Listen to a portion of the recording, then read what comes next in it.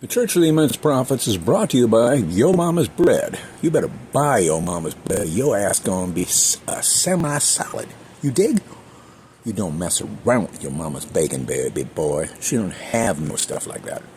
It was a brutal week this week. A good friend dropped of a massive stroke and has been hospicized. Is that what being put in a hospice is called? I mean, if you go to a hospital, you're hospitalized. When circumstance says a hospice is necessary, is there actually a word you could use for that? Or should we just go with one that's possibly made up? Personally, my own choice of hospice, or nursing home for that matter, would be to climb to the highest place possible, look at the beautiful view for a few moments, and then say, some may call it falling, but I choose to call it flying. But then, my feeling is that the greatest liberty we might choose to have is to say, I've had enough of this poop, and choose to shrug off this robe of flesh, since in my opinion, the energy that drives our body is not lost. It's like when a relationship ends ugly and suddenly, something always gets left behind. Long ago, a long-lost friend found an earring in a furnace vent left by his long-departed ex, and his carefully constructed sense of newfound order and contentment was shattered. Her energy went on, but something that had touched her body remained. Better, methinks, that the body be fractured than the psyche, perhaps. If a church or strange overweight aunt wants to say it's a sin and go ape poopy, that's their business.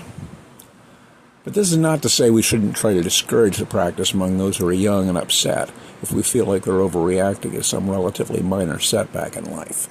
But it's a bad idea to appear to have helped them in that decision. And it suddenly occurs to me that it might have been a good idea to have put up a warning on these previous few paragraphs that warned the listener that ugly subjects are to be brought up.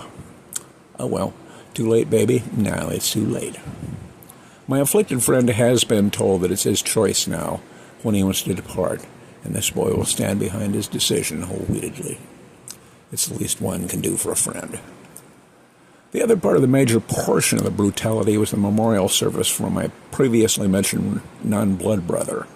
Participants, including this boy, all seemed to find it interesting that while he spoke to many of us, of the others, there was little interaction, much less introduction between us, despite decades of knowledge of each other and his relationships. Finally, we got to meet, and they're likable enough people. Perhaps many of us are trying to understand why he did this. Doubtless few of us are reaching for the old Ouija board today and to demand an explanation. Certainly some may be questioning ourselves if we're doing the same thing in our relationships. It was certainly a surprise he had had affairs with Stevie Nicks and the First Lady of the U.S., and not one of the ones you'd think, and had also visited the International Space Station on missions for the CIA. We all had a pretty good notion he claimed to have done some pretty weird stuff over the years, though. This copyrighted presentation of the Church of the Immense Prophets is brought to you by lead paint, the stop-smoking method that's guaranteed to get you to quit.